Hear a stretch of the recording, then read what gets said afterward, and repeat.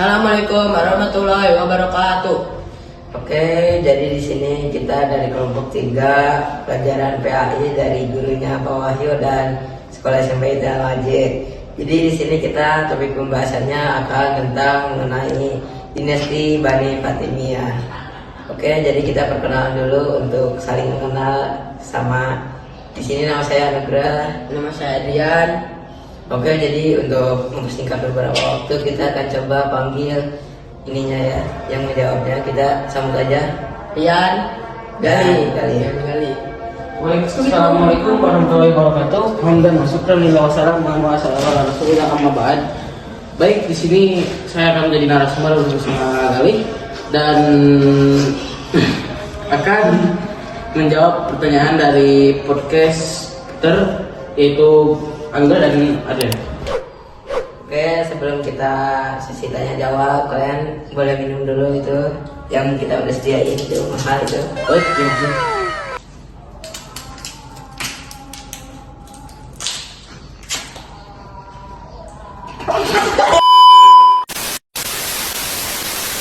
Nah, kita langsung saja ke pertanyaan yang pertama.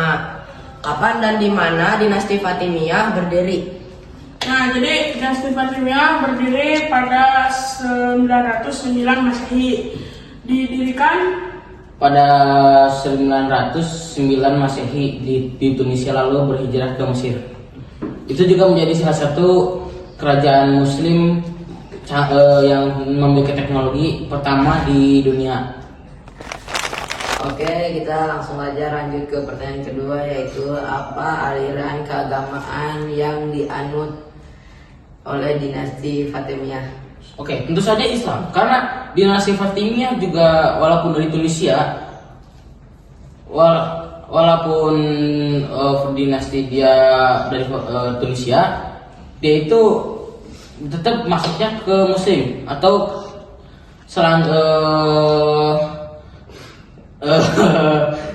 maksudnya gini. Sebelum ada dinasti Fatimiyah, sebelumnya juga ada kerajaan yang dalam artian keturunan dari atau pendahulu dari dinasti Fatimiyah. Dinasti Fatimiyah itu juga ya adalah salah satu kota atau dinasti yang memiliki teknologi, mau astronomi, MTK, rumus dan lain-lain, juga bisa dibilang sebagai yang namanya itu hampir kota dengan teknologi yang saat itu sangat-sangat canggih.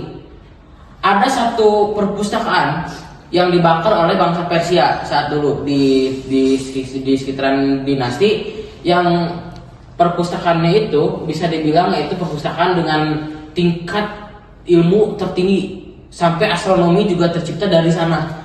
Sampai akhirnya apa? Bangsa Persia itu menyerang perpustakaan itu hingga hancur. Sampai sekarang tidak ada artikel yang tersisa seperti itu. Baik. Oh, berarti sekarang itu tuh dinasti Fatimiyah tuh memiliki teknologi yang sangat canggih ya. Iya. Oke. Dan juga dinasti Fatimiyah juga dibilang ya bikin Persia itu sampai kalah teknologi, sampai kalah yang namanya itu taktik perang maupun semua taktik pengendalian ekonomi, keuangan, atau cara uangnya muter dengan perekonomian yang tinggi seperti itu. Oke, sebelum ke pertanyaan yang ketiga, saya izin untuk minum dulu karena haus. Oke, Pak. Minum itu penting ya untuk kesehatan. Kita tuh butuh 8 gelas dalam sehari, atau bisa bilang 1 liter, 1,5 liter dalam sehari, agar metabolisme kita tuh semakin nambah, meningkat. Iya. Oke, kita langsung saja lanjut ke pertanyaan ketiga. Mengapa dinasti Fatimiyah mengklaim legitimasi kekuasaan atas dunia Islam? Karena dunia Islam itu tercipta dari awalnya dari umat Rasul hingga Bani Umayyah, khalifah dan perkhalifahan anggota, lalu ke Bani Umayyah, lalu ke dinasti Fatimiyah. Yaitu di mana dinasti Fatimiyah itu adalah sistem politikus yang bisa dibilang paling canggih jika dibandingkan dengan zamannya, yaitu dimana saat Persia menyerang bangsa Viking dengan cara kuda torja, beda dengan cara yaitu Islam yang menggunakan meriam dengan milimeter 2,5 meter untuk menentukan benteng Konstantinopel.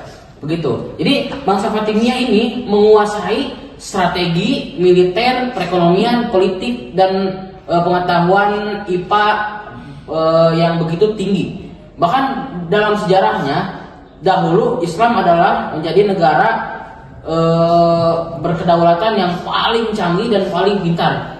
Bahkan walaupun sekarang umat agama lain mendominasi kepintaran itu, tapi di zaman dahulu Islam lebih mendominasi pengetahuan sains daripada zaman sekarang. Seperti itu. Dan juga untuk pertanyaan yang tadi, mengapa Islam dinasti Fatimiyah mengklaim adalah sebagai dunia Islam yang paling legislatif, yaitu adalah pertama, dinasti Fatimiyah juga menjadi cikal bakal Islam itu terkenal pada zamannya. Kenapa terkenal? Ya seperti yang tadi saya bilang kan, yaitu karena dinasti Fatimiyah sangat populer karena memiliki teknologi yang tidak di luar nalar, atau bisa bilang sangat luar nalar, karena sangat tidak expect agama lain untuk wah Islam nih sangat teknologinya bagus, wah Islam nih sangat pengetahuannya bagus. Akhirnya apa? Bangsa Persia mungkin karena iri atau bagaimana membakar seluruh perpustakaan yang isinya data-data tentang riset salah satu ilmuwan Muslim yang ada di sana. Seperti itu. Baik. Ya, terima kasih sudah menjawab ya. Rian bisa minum dulu tadi. Setelah menjawab pertanyaan. Terima kasih. Jangan lupa minum ya, karena minum itu adalah hal yang sehat ya. Kita tuh butuh sekitar 1,5 liter atau sekitar 8 gelas minum untuk memperbaiki metabolisme tubuh kita agar lebih baik. Baik. Oke, kita lanjut saja ke pertanyaan yang keempat. Apa saja pencapaian besar dinasti Fatimiyah? Yaitu dinasti Fatimiyah adalah menjadi kota dengan saksi bisu, yaitu kota Kairo. Kairo adalah pusat di mana pendidikan, militer, politik, serta perdagangan internasional dari Turki, dari Persia, dari bangsa Mongolia, dari bangsa Indonesia sendiri, yaitu di mana kota Kairo adalah menjadi pusat perdagangan internasional nomor 1 di Timur Tengah pada saat itu. Walaupun pencapaian terbesarnya itu telah hancur oleh bangsa Persia, karena bangsa Persia adalah satu aliansi dengan Viking saat itu. Militer bangsa Fatimiyah yang sangat kuat menyerang bangsa Viking yang Viking itu notabene adalah aliansi sama dengan Persia. Bangsa Viking memiliki benteng Konstantinopel yang telah hancur oleh salah satu khalifah yang memimpin perang tersebut dari pasukan dinasti Fatimiyah. Akhirnya apa? Akhirnya benteng Konstantinopel itu hancur, lalu membuat Persia marah dan akhirnya menghancurkan Masjid Al-Azhar dan perpustakaan Darul. Seperti itu. Ada lanjutan tadi kali? Oke, baik. Sebelum kita lanjut ke topiknya, yaitu mendingan kita minum dulu ya, daripada torpedo atau minuman berenergi lain yang tidak baik tentunya ya. Untuk umur segini, umur kita yang 13 tahun itu tidak cocok meminum minuman energi ya. Benar sekali ya. Air putih adalah menjadi mendominasi kesehatan kita. Dan jangan lupa air putihnya itu air mineral ya guys. Ya, air mineral sangat sehat daripada torpedo dan minuman energi lainnya. Sangat segar. Oke, jadi kita lanjut saja ke pertanyaan nomor 5, yaitu wilayah kekuasaan apa saja yang berhasil dikuasai oleh dinasti Fatimiyah. Oke, dinasti Fatimiyah itu meliputi Mesir, Afrika Utara, Syria, dan Palestina. Oke, ada tambahan ya? Baik, karena daerah kekuasaan dinasti Fatimiyah ini sangat luas dan Timur Tengah terkenal dengan yang namanya itu minyak dunia sampai menyumbang ke seluruh dunia, yaitu 40 sampai 60% minyak dunia itu berasal dari Timur Tengah. Akhirnya apa? Dinasti-dinasti yang berasal dari Barat, Eropa maupun Asia itu juga bisa bilang sangat ingin memiliki minyak dan sekaligus harta uranium dari daerah kekuasaannya dinasti Fatimiyah, yang bisa bilang mereka tuh sangat iri melihat melihat yang itu kekuasaan, kepemilikan dan kependidikan dan ilmu-ilmu serta strategi yang sangat pintar dari dinasti Muslim tersebut.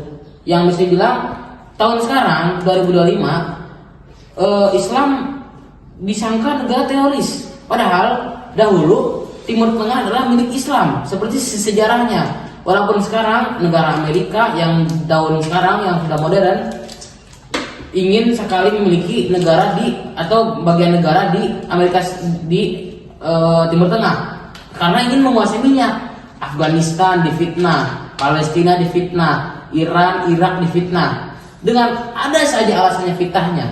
Padahal dulu dinasti Fatimiyah menguasai itu semua sampai Afrika gitu. Jadi gimana caranya dinasti Fatimiyah itu menjaga daerahnya dengan baik tuh, mungkin walaupun teknologinya sangat baik, tapi di dinasti Fatimiyah tidak pintar untuk menjaga daerahnya. Dan juga daerah dinasti Fatimiyah itu juga dibilang cikal bakal di mana Islam keagamaannya atau penganutnya melonjak sangat tinggi, bahkan hampir lebih banyak dari umat Kristen yang sekarang mendominasi sebagai umat terbanyak di dunia. Seperti itu. Baik, terima kasih. Ada tambahan dari Nugi atau Aden? Oke, terima kasih Rian udah menjawab. Jadi zaman dahulu itu berarti dinasti Fatimiyah itu sangat menguntungkan banget itu Ya, di wilayah. sangat menguntungkan sekali. Sampai-sampai karena banyak negara yang tidak mampu sampai ingin menjajah dinasti Fatimiyah tapi gagal. Akhirnya apa? Benteng Konstantinopel yang tadi saya bilang itu hancur. Dan akhirnya apa? Viking dan Persia bersatu untuk menghancurkan bangsa Fatimiyah ini. Dan mereka tidak kuat melawan dua raksasa di dunia tersebut.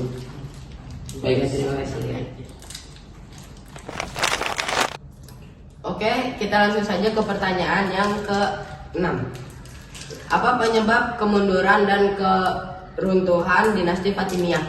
Ada beberapa faktor yang menyebabkan dinasti Fatimiyah cukup bisa bilang runtuh. Walaupun mereka memiliki ini itu dalam dinastinya, tapi mereka memiliki konflik internal, perang salib, perang dengan Persia dan memiliki kehancuran.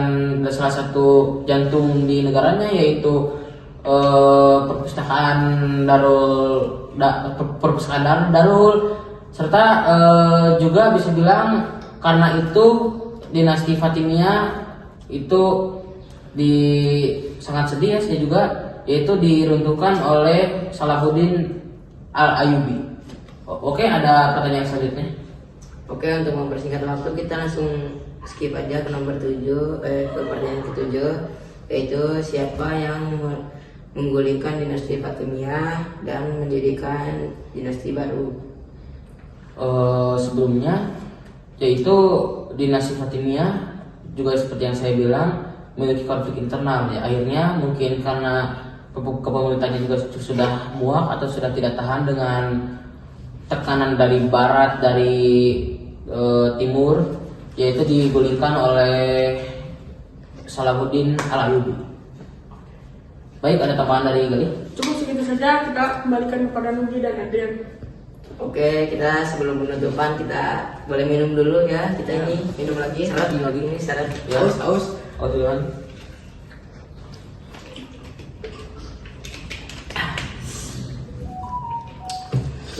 Ya. Oke, jadi terima kasih untuk Gali dan Dian. Dan setelah menjawab pertanyaan dari kami ya. Cukup segitu aja ya. Terima kasih untuk kalian berdua ya. Baik. Ya, baik. Wassalamualaikum warahmatullahi wabarakatuh.